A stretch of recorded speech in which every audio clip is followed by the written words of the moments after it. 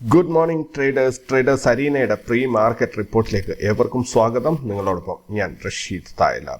ആദ്യമായിട്ട് channel സന്ദർശിക്കുന്നവർ subscribe ചെയ്യാൻ ശ്രദ്ധിക്കുക. അതേപോലെ ഈ വീഡിയോ മറ്റുള്ളവർക്കായി ഷെയർ ചെയ്ത് മാക്സിമം സപ്പോർട്ട് ചെയ്യണം എന്നുകൂടി ഓർമ്മിപ്പിക്കുകയാണ്. അപ്പോൾ ഇന്നത്തെ പ്രീ മാർക്കറ്റ് റിപ്പോർട്ടിലേക്ക് പോകാം. നമുക്ക് ഇന്ന് 2025 ഏപ്രിൽ 17 വ്യാഴാഴ്ചയാണ്. എന്തായാലും ഇന്നത്തെ പ്രധാനപ്പെട്ട ന്യൂസുകളിൽ അത്ര വലിയ സംഭവങ്ങളൊന്നും തന്നെ ഞാൻ കണ്ടില്ല എങ്കിൽ കൂടി നാളെ മാർക്കറ്റ് ഹോളിഡേ ആണ് അല്ലേ. 2025 ഏപ്രിൽ 18 വെള്ളിയാഴ്ച ഗുഡ് ഫ്രൈഡേ. നാളെ മാർക്കറ്റ് ഹോളിഡേ ആണ്. അപ്പോൾ ഇന്ന് ലാസ്റ്റ് വർക്കിംഗ് ഡേ ആണ് ഈ ആഴ്ചയിൽ. എന്തായാലും അത് വളരെ ഇമ്പോർട്ടൻ്റ് ആയിട്ടുള്ളതാണ്. അപ്പോൾ നാളത്തേക്കുള്ള കാര്യങ്ങൾ ശ്രദ്ധിച്ചോളുക. നാളെ മാർക്കറ്റ് അവധിയാണ്. ഇനി തിങ്കളാഴ്ചയായിരിക്കും നമുക്ക് കിട്ടുക. ദെൻ ഇന്നത്തെ പ്രധാനപ്പെട്ട ഒരു സംഭവം എന്ന് പറഞ്ഞാൽ ചൈനയായിട്ട് US ചെറിയ രീതിയിൽ ഉടക്ക് തുടങ്ങിയിട്ടുണ്ട്. ഇറാന്റെ എണ്ണ റിഫൈൻ ചെയ്തിട്ട് ചൈന പുറത്ത് വിൽക്കുന്നു എന്ന ആരോപണം ഉന്നയിച്ചുകൊണ്ട് US ചൈനീസ് ഓയിൽ റിഫൈനറിക്കൊക്കെ തന്നെ ഉപരോധം ഏർപ്പെടുത്തുകയാണ്. സ്വാഭാവികമായിട്ടും ഇറാനെ തന്നെയാണ് ഇവർ ലക്ഷ്യം വയ്ക്കുന്നത്. എന്നാലും കൂടി ചൈനയായിട്ടുള്ള ഇത്തരം ഒരു ഉപരോധത്തിൽ എത്രത്തോളം വിജയം കണ്ടെത്താൻ സാധിക്കും എന്നുള്ളത് വളരെയധികം ചോദ്യം ചെയ്യപ്പെടേണ്ട ഒരു കാര്യം തന്നെയാണ്. കാരണം ചൈനയിൽ നിന്നാണ് US-ന്റെ ഒട്ടുമിക്ക പ്രൊഡക്ഷനും നടക്കുന്നത്. ഇനി ന്യൂസിൽ ഹൈലൈറ്റായി വന്നിരിക്കുന്ന സ്റ്റോക്കുകൾ നോക്കുകയാണെങ്കിൽ ഹീറോ മോട്ടോർ കോർപ്പറേഷൻ, സൈദസ് ഇതാരും എന്നെ ഒന്ന് കറക്റ്റ് ചെയ്തിരുന്നു ഒരു പ്രാവശ്യം, Zydus life science, Lupin, then Sonata software, Dalmia Bharat, Paytm, Infosys, angel one, Wipro. ഇതിൽ മിക്കതും ഞാൻ ഇത് ലിസ്റ്റായിട്ട് വായിക്കാൻ കാര്യം മിക്കതും Q3 അല്ലെങ്കിൽ ക്വാർട്ടർലി റിസൾട്ട് വന്നിട്ടുള്ള സ്റ്റോക്കുകളാണ്.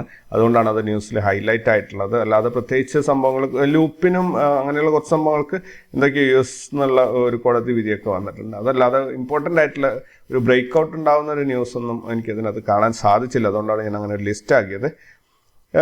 ഈ US എന്നുള്ള ഇമ്പോർട്ടിന് ഇന്ത്യ ചിലപ്പോൾ നികുതി ഇളവ് നൽകിയേക്കും എന്ന ഒരു വാർത്ത കൂടി വരുന്നുണ്ട്. ഇതിന് ഡീറ്റെയിൽ ആയിട്ട് വാർത്തകൾ വന്നാൽ മാത്രമേ നമുക്ക് ചർച്ച ചെയ്യാൻ പറ്റുള്ളൂ. ഇതിപ്പോൾ മണി കൺട്രോളിലാണ് ഞാനത് വായിച്ചത്. മറ്റൊരു ഇമ്പോർട്ടൻ്റ് ആയിട്ടുള്ള ഒരു ന്യൂസ്, ഇത് നമ്മൾ കുറെ കൂടെ നമ്മൾ ചിന്തിച്ചു കഴിഞ്ഞാൽ നമ്മുടെ ചുറ്റുവട്ടത്തും ഈ സംഭവങ്ങൾ നമുക്ക് മനസ്സിലാക്കാൻ പറ്റും. അതായത് കുട്ടികളുടെ ടോയ്സ് മുതൽ നമ്മൾ നിലത്തിരിക്കുന്ന മാറ്റ്, അങ്ങനെ എല്ലാ സാധനങ്ങളും നോക്കുകയാണെങ്കിൽ നമ്മൾ മിക്കതും ചൈനീസാണ്. വളരെ വിലക്കുറവിലാണ് ഈ സാധനങ്ങൾ നമ്മൾ വാങ്ങിച്ചെടുക്കുന്നത്. അതായത് ഈ ഒരു റിപ്പോർട്ട് പറയുന്നത് ചൈനയിൽ വരുന്ന വേസ്റ്റ് അവർക്കത് മാനേജ് ചെയ്യാൻ പറ്റാതെ അവരൊരു വാല്യൂ ആഡഡ് പ്രൊഡക്റ്റായി അതിനെ മാറ്റുകയാണ്. അതായത് ഒന്നുമില്ലെങ്കിൽ നിങ്ങളൊരു ബോട്ടിലോ എന്തെങ്കിലും ഒരു പോട്ടൊക്കെ വാങ്ങിക്കുകയാണെങ്കിൽ അതിനകത്ത് കുറച്ച് സാധനങ്ങൾ വെയിറ്റിന് വേണ്ടി നിറച്ചിട്ടുണ്ട്, അത് അവിടുത്തെ വേസ്റ്റ് ആയിരിക്കും. അതുപോലെ വില കുറഞ്ഞു കിട്ടുന്ന ടോയ്സ് സാധനങ്ങളൊക്കെ റീസൈക്കിൾ ചെയ്ത പ്ലാസ്റ്റിക്, അതായത് അവർക്കത് അവിടെ ഒരു രീതിയിലും ഡിസ്പോസ് ചെയ്യാൻ പറ്റാത്ത രീതിയിലുള്ള സാധനങ്ങൾ റീസൈക്കിൾ ചെയ്തിട്ട് പുതിയ സാധനങ്ങളാക്കിയിട്ട് ഇന്ത്യയിലോട്ട് കയറ്റി വിടുന്നു. അതും വളരെ ചീപ്പായിട്ടുള്ള പ്രൈസിന്. ഒരിക്കലും ഈവൻ ഷിപ്പിംഗ് ചാർജിൻ്റെ അത്ര തന്നെ ഈ കണ്ടെയ്നറിൻ്റെ മൊത്തം പ്രൊഡക്റ്റിനും കോസ്റ്റ് വരുള്ളൂ. അത്രയും ചെറിയ കോസ്റ്റിന് അവർ ഈ വേസ്റ്റുകൾ മുഴുവൻ കയറ്റി വിടുന്നുണ്ട്. അത് ഏറ്റവും കൂടുതൽ പോകുന്നത് ഇന്ത്യയിലേക്കാണ് എന്നാണ് ഈ റിപ്പോർട്ടുകൾ കണ്ടത്. അപ്പോൾ സ്വാഭാവികമായിട്ടും നമ്മുടെ ഗവൺമെൻറ് ഈ ഒരു ന്യൂസ് വന്നു കഴിഞ്ഞാൽ ഗവൺമെൻറ് അതിനെതിരെ ആക്ഷൻ എടുക്കും. ഇത് മുൻപ് വന്നിരുന്നു, ഒരു 8 മാസം മുൻപെങ്ങാണ്ട് ഞാൻ ഇതേ ന്യൂസ് വായിച്ചതായിട്ട് ഞാൻ ഓർക്കുന്നുണ്ട്.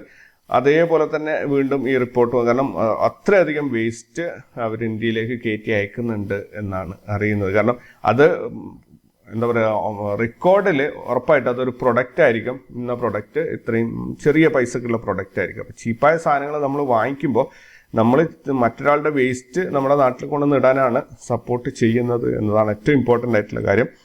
ദെൻ ഞങ്ങളുടെ കമ്മ്യൂണിറ്റിയുടെ ഡീറ്റെയിൽസ് ഒക്കെ ലിങ്കും കാര്യങ്ങളും ഇതിൻ്റെ ഡിസ്ക്രിപ്ഷനിൽ കൊടുത്തിട്ടുണ്ട്. താല്പര്യമുള്ളവർ അതിനകത്ത് ജോയിൻ ചെയ്യാം. ഇനി നമുക്ക് ഗ്ലോബൽ മാർക്കറ്റിലേക്ക് പോവുകയാണെങ്കിൽ US മാർക്കറ്റ് പതിവ് പോലെ റെഡിലാണ് ക്ലോസ് ചെയ്തിട്ട്. യൂറോപ്യൻ മാർക്കറ്റ് ഒരു മിക്സ്ഡ് ആയിട്ടുള്ള റെസ്പോൺസാണ്. ശരിക്കും നല്ല ഗ്രീനും അല്ല നല്ല റെഡും അല്ലാത്ത രീതിയിലാണ് പോകുന്നത്. ഏഷ്യ മാർക്കറ്റ് ക്ലിയർലി, ഇന്നിപ്പോൾ ചൈനയുടെ അപ്ഡേറ്റ് വന്നിട്ടുണ്ട്. എന്തായാലും ഏഷ്യ മാർക്കറ്റ് ക്ലിയർലി ഗ്രീനിലാണ് അവസാനിച്ചിട്ടുള്ളത്. ഏഷ്യ മാർക്കറ്റാണ് ഇപ്പോൾ ഏറ്റവും ആദ്യം ഓപ്പൺ ആവാൻ, US മാർക്കറ്റാണ് ഏറ്റവും ലാസ്റ്റ് ക്ലോസ് ചെയ്തത്. അത് റെഡിലാണ്. സ്വാഭാവികമായിട്ടും ഏഷ്യ മാർക്കറ്റ് അതിനെ പിൻപറ്റിയിട്ട് റെഡിൽ ഓപ്പൺ ആകുമോ എന്നുള്ളത് കണ്ടറിയണം. ഗിഫ്റ്റ് നിഫ്റ്റി നോക്കുകയാണെങ്കിൽ ഇന്നലെ ക്ലോസ് ചെയ്തത് 23,469 ഇന്ന് ഇപ്പോൾ ഓപ്പൺ ആകുന്നത് 23,291. 178 പോയിന്റിന്റെ ഒരു ഗ്യാപ്പ് ഡൗൺ ഓപ്പണിംഗ് ആണ് വന്നിരിക്കുന്നത്. അവിടെ നിന്ന് മാർക്കറ്റ് ഓപ്പൺ ആയിട്ട് വീണ്ടും 43 പോയിന്റ് മുകളിലോട്ട് പോയിട്ടുണ്ട്. എങ്കിലും ഇന്നലത്തെ ക്ലോസിങ്ങിൻ്റെ ആ ലെവലിലേക്ക് എത്തിയിട്ടില്ല എന്നുള്ളത് പ്രത്യേകം ശ്രദ്ധിക്കേണ്ട ഒരു കാര്യമാണ്. ദെൻ ഗോൾഡിൻ്റെ പ്രൈസ് പതിവ് പോലെ പറന്നങ്ങ് പോവാണ്. $3,352. ഇത് ഇവിടെ 86,000 ആണ് ഇന്ത്യൻ മാർക്കറ്റിൽ നെക്സ്റ്റ് ഒരു റെസിസ്റ്റൻസ് ഉള്ളത് ഗോൾഡിൻ്റെ റേറ്റിൽ. സോ അവിടെ വരെ എത്തിയിട്ട് ഒരു പുൾ ബാക്ക് എടുക്കും എന്നാണ് ഞാൻ പ്രതീക്ഷിക്കുന്നത്. അത് കഴിഞ്ഞാൽ പിന്നെ 106 ആണ് നെക്സ്റ്റ് എനിക്ക് കിട്ടിയ ഒരു ലെവൽ. സോ നോക്കാം എന്തായാലും. സ്വർണം ഇപ്പോൾ ഒത്തിരി പേര് ഗോൾഡ് പ്ലഡ്ജ് ചെയ്തിട്ട്, ഗോൾഡ് മീൻസ് ആഭരണങ്ങളൊക്കെ ബാങ്കിൽ പ്ലഡ്ജ് ചെയ്തിട്ട് അവർ സ്റ്റോക്ക് മാർക്കറ്റിൽ ഇൻവെസ്റ്റ് ചെയ്തിട്ടുണ്ട്. ഇത്തരക്കാർക്കുള്ള മെയിൻ പ്രത്യേകത അവർ രണ്ട് കാര്യങ്ങൾ കൊണ്ടാണ്. ഒരുപാട് കിലോ കണക്കിന് ഗോൾഡ് ഉണ്ടാകുമ്പോൾ അത് ലോക്കറിൽ വെച്ച് സൂക്ഷിക്കുകയാണെങ്കിൽ ലോക്കറിൻ്റെ ചാർജ് കൊടുക്കണമല്ലോ. അപ്പോൾ സ്വാഭാവികമായിട്ടും പണയം വെച്ച് കഴിഞ്ഞാൽ 10-11% ഒക്കെയാണ് ഇൻട്രസ്റ്റ് വരിക. പക്ഷെ ആ പണം മുഴുവൻ സ്റ്റോക്ക് മാർക്കറ്റിൽ ഇൻവെസ്റ്റ് ചെയ്യുമ്പോൾ ആവറേജ് വരുന്ന ഏതൊരു ഇൻവെസ്റ്ററിനും കിട്ടുന്നത് പോലെ 18-20% വർഷത്തിലേക്ക് അവർക്ക് കിട്ടുമ്പോൾ 6% ഇവർക്ക് പ്രോഫിറ്റാണ്. കാരണം ബാങ്കിന് ഒരു 12% കൊടുത്താൽ പോലും 18% ബുക്ക് ചെയ്യുന്നുണ്ടെങ്കിൽ 6% ഇവർക്ക് പ്രോഫിറ്റാണ്. പ്ലസ് അവരുടെ ഗോൾഡ് വളരെ സേഫായിട്ട് വിത്തൗട്ട് എനി ചാർജ് അവരുടെ ഗോൾഡ് സേഫായിട്ട് അവിടെ ഇരുന്നോളും. പിന്നെ ഭാവിയിലെ ആവശ്യങ്ങൾക്കായിട്ടുള്ള അതുകൂടാതെ വർഷത്തേക്ക് ഒരു 6% പ്രോഫിറ്റ് ഇങ്ങോട്ട് വരികയും ചെയ്യും. ഇതിനേക്കാൾ മറ്റൊരു ഇൻട്രസ്റ്റിംഗ് ആയൊരു സംഭവമുണ്ട്. ഈ ചെറിയ മിഡിൽ ക്ലാസ് ആൾക്കാർ സ്വർണം പണയം വെക്കും പല ആവശ്യങ്ങൾക്കുമായിട്ട്. അപ്പോൾ എല്ലാ വർഷവും അതിൻ്റെ പലിശ അടിച്ച് റിന്യൂ ചെയ്ത് അങ്ങനെ പോവുകയാണ്. അത് തിരിച്ചെടുക്കുന്നത് വളരെ അപൂർവം ആൾക്കാർ മാത്രമേ എടുക്കുകയുള്ളൂ. ബാക്കി എല്ലാവരും ആ സ്വർണത്തിന് വർഷാവർഷം അതിന് ഒരു 12% ഇൻട്രസ്റ്റ് വരുന്നുണ്ടെങ്കിൽ 1,00,000 രൂപയാണെങ്കിൽ 12,000 രൂപ അടച്ച് ഒരു വർഷത്തേക്ക് കൂടി റിന്യൂ ചെയ്യും. അങ്ങനെ അത് കൊണ്ടുപോകുന്നതാണ്. പക്ഷേ ഇപ്പോൾ ഉള്ള ഒരു പ്രത്യേകത എന്ന് പറഞ്ഞാൽ കഴിഞ്ഞ 1-2 വർഷങ്ങൾ, ഒരു വർഷത്തോളമായിട്ടുള്ള ഒരു മെയിൻ പ്രത്യേകത എന്താണെന്ന് പറഞ്ഞാൽ റിന്യൂവൽ ചെയ്യാൻ വേണ്ടിയിട്ട് ബാങ്കിൽ പോയി കഴിഞ്ഞാൽ അവിടുന്ന് കുറച്ചുകൂടി സ്വർണം അവർ തിരിച്ചു കൊടുക്കും. കാരണം മുമ്പൊക്കെ ഒരു 10 പവനൊക്കെ സ്വർണം പണയം വെച്ച ആൾക്കാർക്ക് നെക്സ്റ്റ് ഇയറിൽ പോയി റിന്യൂ ചെയ്യുമ്പോൾ ഒരു 4 പവനോ 5 പവനൊക്കെ മതി. പിന്നീട് അത് കുറഞ്ഞ് മിക്കവാറും ഇനി 1 ഗ്രാം സ്വർണം വെച്ച് കഴിഞ്ഞാൽ 1,00,000 രൂപ കിട്ടുന്ന അവസ്ഥയിലേക്കാണ് ഇത് കയറി പോകുന്നതെന്ന് തോന്നുന്നു. അത്രയും സ്പീഡിലാണ് പ്രൈസ് കയറി പോകുന്നത്. പക്ഷേ ഒരു അപകടമുണ്ട്. ഇങ്ങനെ ഫാസ്റ്റായിട്ട് പ്രൈസ് റൈസ് ആയി കഴിഞ്ഞാൽ ആ രീതിയിലുള്ള ഒരു ഫോളും വരും. പക്ഷേ സ്വർണത്തിൻ്റെ കാര്യത്തിൽ അത് പറയുമ്പോൾ ആർക്കും തന്നെ അത് ഉൾക്കൊള്ളാൻ സാധിക്കില്ല. കാരണം സ്വർണം ഇന്ന് വരെയും അത്ര വലിയൊരു ഫോള് കാഴ്ചവെച്ചിട്ടില്ല എന്നുള്ളത് തന്നെയാണ്. സോ ഇതിനകത്ത് ഒരു ഭയങ്കര കൺഫ്യൂസിങ് ആയിട്ടുള്ള ഒരു യാത്രയാണ് സ്വർണം നടത്തിക്കൊണ്ടിരിക്കുന്നത്. എന്തായാലും 86,000 കഴിയുമ്പോൾ നമുക്കറിയാം എന്താണ് സ്റ്റാറ്റസ് എന്നുള്ളത്. ഓക്കെ, ഇന്ത്യൻ രൂപയുടെ മൂല്യം ഒരു $86 രൂപ 68 പൈസയാണ് ഒരു $. ഇന്നത്തെ വിനിമയ നിരക്ക്. ദെൻ ഗ്ലോബൽ ഈവൻറ്റ്സ് നോക്കുകയാണെങ്കിൽ ഇന്ത്യയിൽ നിന്നുള്ള M3 മണി സപ്ലൈ ഡാറ്റ ഇന്നാണ് വരുന്നത്. US net long term TIC flows, Japan balance of trade, euro ഏരിയയിലെ ഡെപ്പോസിറ്റ് ഫെസിലിറ്റി റേറ്റ്, യൂറോ ഏരിയയിൽ ECB interest rate decision, USA initial jobless claims, USA building permits, then USA housing starts, euro ഏരിയയിൽ ECB press conference. ഇത്രയും ഡാറ്റയാണ് പുറത്തു വരാനുള്ളത്. Result announce ചെയ്യുന്ന കമ്പനികൾ നോക്കുകയാണെങ്കിൽ ഒത്തിരി കമ്പനികൾ ലിസ്റ്റായി വന്നിട്ടുണ്ട്. Infosys, HDFC life insurance, Jio financial services, HDFC asset management, Tata ELXI, E2E networks, Mahindra EPC irrigation, Omnitex industries, Advik capital, Shrenik, Sanathan Nagar enterprises. ഇത്രയും കമ്പനികൾ, ഇതെനിക്ക് തോന്നുന്നു ഈ കമ്പനി പേര് ഞാൻ ആദ്യമായിട്ടാണ് വായിക്കുന്നത്. എന്തായാലും ഇത്രയും കമ്പനികളാണ് ഞാൻ ഫസ്റ്റ് ലെവലിൽ കോപ്പി ചെയ്തിട്ടുള്ള. ഒത്തിരി കമ്പനികളുണ്ട്. F&O ബാനിൽ വന്നിരിക്കുന്നത് 4-5 കമ്പനികളാണ്. ബിസോഫ്റ്റ്, ഹിന്ദ്കോപ്പർ, IREDA ഇന്ന് ആദ്യമായിട്ട് ലിസ്റ്റ് ചെയ്ത് വന്നതാണ്. മണപ്പുറം ഫിനാൻസ്, നാഷണൽ, ഇതൊക്കെ ഇന്നലെ തൊട്ട് ഉള്ളതാണ്. ദെൻ ഇൻസ്റ്റിറ്റ്യൂഷണൽ ആക്ടിവിറ്റീസ് നോക്കുകയാണെങ്കിൽ ഇന്നലെ ഫോറിൻ ഇൻസ്റ്റിറ്റ്യൂഷൻസ് 3,936 കോടിയുടെ നെറ്റ് ബൈയിങ് ആണ് ചെയ്തത്. അതേസമയത്ത് ഡൊമസ്റ്റിക് ഇൻസ്റ്റിറ്റ്യൂഷൻസ് 2,512 കോടിയുടെ സെല്ലിംഗ് ആണ് ചെയ്തത്. അതുവഴി 1,423 കോടിയുടെ 23 കോടി രൂപ ഇന്ത്യൻ മാർക്കറ്റിലേക്ക് നിക്ഷേപം എത്തിയതായിട്ടാണ് നമുക്ക് കാണാൻ സാധിക്കുന്നത്. വിദേശ നിക്ഷേപം എത്തുമ്പോൾ സ്വാഭാവികമായിട്ട് നമ്മുടെ മാർക്കറ്റിനൊരു ഉണർവ് തന്നെയാണ്.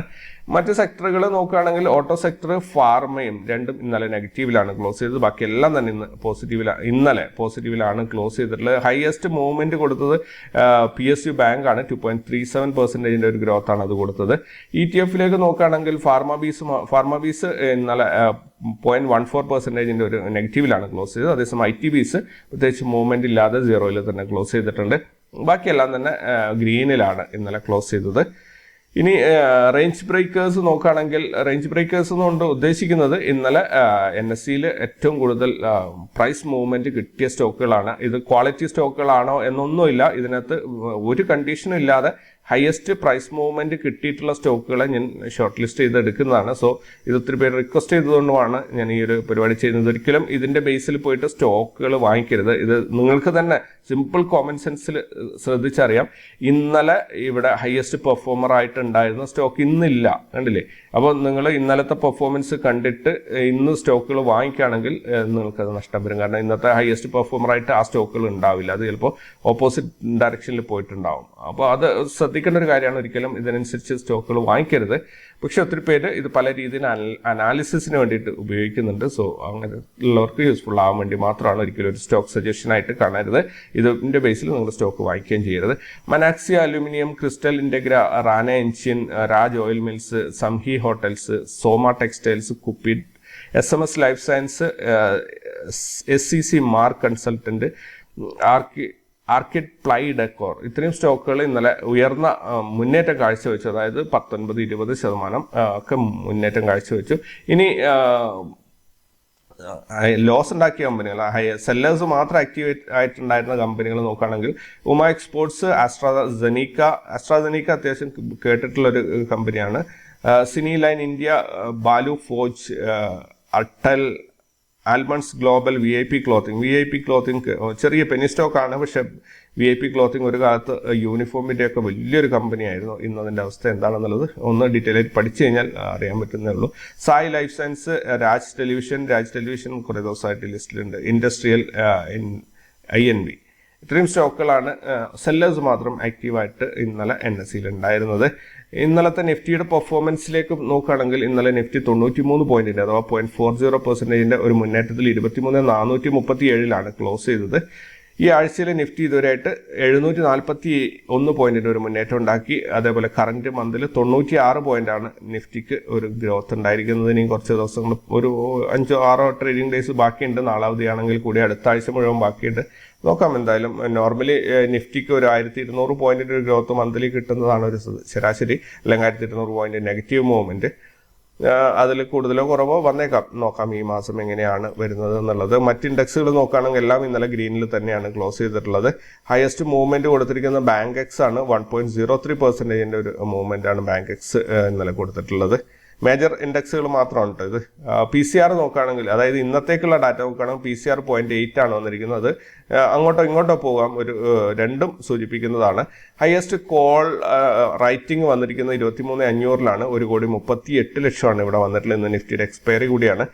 ഹയസ്റ്റ് പുട്ട് റേറ്റിംഗ് വന്നിട്ടുള്ളത് 23,000 1,51,00,000. കോൾ റേറ്റിംഗ് ആണ് കൂടുതൽ വന്നിട്ടുള്ളത്. സ്വാഭാവികമായിട്ടും PCR ന്യൂട്രൽ ആയതുകൊണ്ട് തന്നെ എങ്ങോട്ടും മാർക്കറ്റിനെ വലിക്കാൻ, ഇവിടെ നിങ്ങൾ ഇതൊരു ഈ രീതിയിൽ മാർക്കറ്റ് പോകും എന്നല്ല ചിന്തിക്കേണ്ടത്. ഇവിടെ നിങ്ങൾ ഓപ്ഷൻ സെല്ലേഴ്സ് എന്ത് ചിന്തിക്കുന്നു എന്ന കാര്യമാണ് നിങ്ങൾ മനസ്സിലാക്കേണ്ടത്. സോ ഓപ്ഷൻ സെല്ലേഴ്സ് ഒരു ബെയറിഷ് മൂവ്മെന്റ് ആണ് ചിന്തിക്കുന്നത് എന്നാണ് എനിക്ക് തോന്നുന്നത്.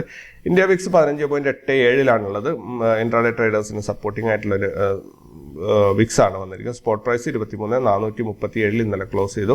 ഇനി ഇന്നത്തെ CPR നോക്കുകയാണെങ്കിൽ 412, 387, ദെൻ 363, 25 പോയിന്റിന്റെ ഗ്യാപ്പിലാണ്. ഒരു വൈറ്റ് CPR തന്നെയാണ്, വലിയൊരു സംഭവങ്ങളൊന്നുമല്ല. ദെൻ നോട്ട് റേറ്റ് സോൺ വന്നിരിക്കുന്നത് 386, 367, 19 പോയിന്റിന്റെ ഒരു നോട്ട് റേറ്റ് സോണാണ് കിട്ടിയിരിക്കുന്നത്. അതേപോലെ 50 പോയിന്റിന്റെ ഇതൊരു, എനിക്ക് തോന്നുന്നൊരു സൈഡ് വേസ് മൂവ്മെന്റ് വരുമോ എന്നുള്ളത് കണ്ടറിയണം. കാരണം ഇതിനകത്ത് വലിയൊരു മൂവ്മെന്റ് ഒന്നും പ്രതീക്ഷിക്കാൻ പറ്റില്ല. അല്ലെങ്കിൽ മാർക്കറ്റാണ്, അതിന്റെ വഴിക്ക് പോവും. അതേപോലെ ബ്രേക്ക് ഔട്ട് നോക്കുകയാണെങ്കിൽ 412 ഹൈ വന്നിട്ടുള്ളത്. അപ്പോൾ 367, 412 എന്ന രീതിയിലേക്കുള്ള വലിയൊരു വൈഡ് ആയിട്ടുള്ള ഒരു നോട്ടേജ് സോണാണ്. 40-50 പോയിന്റിന്റെ അടുത്തുള്ള ഒരു നോട്ടേജ് സോണാണ് വന്നിട്ടുള്ളത്. അത് ബ്രേക്ക് ചെയ്ത് പോവാണ്. 412 ബ്രേക്ക് ചെയ്ത് പോവാണെങ്കിൽ 631 വരെയും കയറി പോകാനുള്ള സാധ്യതയുണ്ട്. ഏകദേശം 219, 220 പോയിന്റോളം. ഇനി താഴോട്ടാണെങ്കിൽ 367 കട്ട് ചെയ്ത് താഴോട്ട് ഇറങ്ങുകയാണെങ്കിൽ 243, ഏകദേശം 120, 124 പോയിന്റോളം താഴോട്ടും ഇറങ്ങിപ്പോവാൻ സാധ്യതയുണ്ട്. ഇവിടെ മുകളിലോട്ട് പോകുമ്പോൾ ശ്രദ്ധിക്കേണ്ടത് ഹയസ്റ്റ് റേറ്റ് വന്നിട്ടുള്ള 631 412 ബ്രേക്ക് ചെയ്യുമ്പോൾ 23,500 എന്നുള്ള ഒരു സൈക്കോളജിക്കൽ റെസിസ്റ്റൻസ് അവിടെ ഉണ്ട്. അത് ശരിക്കും ഒരു ടെക്നിക്കലാണ് എന്ന് പറയാൻ പറ്റില്ല. ടെക്നിക്കൽ ആണെങ്കിൽ അതേപോലെ റൗണ്ട് വാല്യൂ അല്ല വരിക.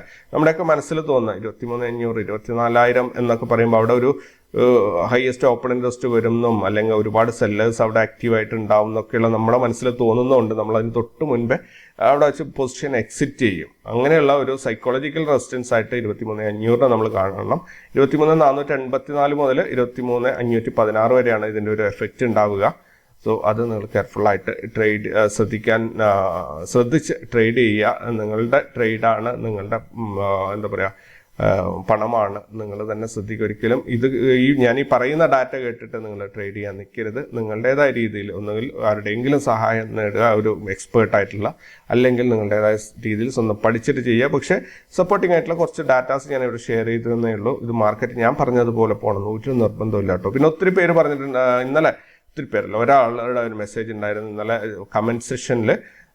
അതായത് ചാർട്ടുകൾ പഴയ രീതിയിൽ ഒന്ന് ഡെമോൺസ്ട്രേറ്റ് ചെയ്ത് ഇങ്ങനെയാണ് എന്ന് പറഞ്ഞു തരാൻ പറ്റുമോ എന്നുള്ളത് നോക്കാം. ഞാൻ അതിനുവേണ്ടി പരിശ്രമിക്കാം. പക്ഷെ എത്രത്തോളം വർക്കൗട്ട് ആവും എന്നുള്ളത് നോക്കാം. വരുന്ന ആഴ്ചയിലേക്ക് അത് ചെയ്യാൻ പറ്റുമോ എന്നുള്ളത് ഞാൻ ശ്രമിച്ചു നോക്കാം. അപ്പോൾ ഇന്നത്തേക്ക് ഏകദേശം ഇത്രയൊക്കെയാണ് വിശേഷങ്ങളുള്ളത്. കൂടുതൽ വാർത്തകളും വിശേഷങ്ങളും ഒക്കെ ആയിട്ട് നമുക്ക് അടുത്ത ദിവസം കണ്ടുമുട്ടാം. അതുപോലെ ഈ ഫ്രൈഡേയിൽ അല്ലെങ്കിൽ സാറ്റർഡേ നമുക്കൊരു ഗൂഗിൾ മീറ്റ് വെച്ചാലോ, നിങ്ങളൊന്ന് താഴെ കമൻറ്റ് ചെയ്യണം ഗൂഗിൾ മീറ്റ് വേണമോ വേണ്ടിയോ എന്നുള്ളത്. കാരണം ആരൊക്കെ വീഡിയോയുടെ അവസാനം വരെ എൻ്റെ വോയിസ് കേൾക്കുന്നുണ്ട് എന്നറിയാനുള്ള കൂടിയാണ്. അതുപോലെ എന്താ പറയുക, ഒത്തിരി പേര് ചില കാര്യങ്ങൾ ചോദിച്ചിട്ടുണ്ടായിരുന്നു. അപ്പോൾ അതിനൊക്കെ നമുക്കൊരു എക്സ്പ്ലെയിൻ ചെയ്യാനും എന്താ പറയുക, പുതിയ സംരംഭങ്ങൾ തുടങ്ങുന്നവർക്കുള്ള കുറേ കാര്യങ്ങളും അങ്ങനെ ഒരുപാട് കാര്യങ്ങൾ നമുക്ക് ചർച്ച ചെയ്യാൻ പറ്റും. അങ്ങനെ ഉണ്ടെങ്കിൽ നമുക്ക് വെള്ളിയോ ശനിയോ മീറ്റ് ചെയ്യാം. നിങ്ങൾ കമൻറ്റ് ചെയ്യുക. എല്ലാവരും കേട്ടവർ മൊത്തം ഒരു 100, 400, 300 പേരൊക്കെയാണ് ഇത് കേൾക്കാനുള്ളത്. അതിൽ എത്ര പേര് അവസാനം വരെ കേട്ടു എന്നറിയാനുള്ള ഒരു സൈക്കോളജിക്കൽ മൂവ്മെൻറ്റ് കൂടിയാണ് കേട്ടോ ഇത്. എന്തായാലും നമുക്ക് വെള്ളിയാഴ്ച അല്ലെങ്കിൽ ശനിയാഴ്ച ഗൂഗിൾ മീറ്റിൽ കാണാം. അപ്പോൾ കൂടുതൽ വിശേഷങ്ങൾ വാർത്തകളായിട്ട് അടുത്ത ദിവസം വരുന്നത്. ഇനിയിപ്പോൾ തിങ്കളാഴ്ച ആയിരിക്കും മിക്കവാറും ഞാൻ വരിക. അപ്പോൾ അതുവരേക്കും you take care and bye. Thank U.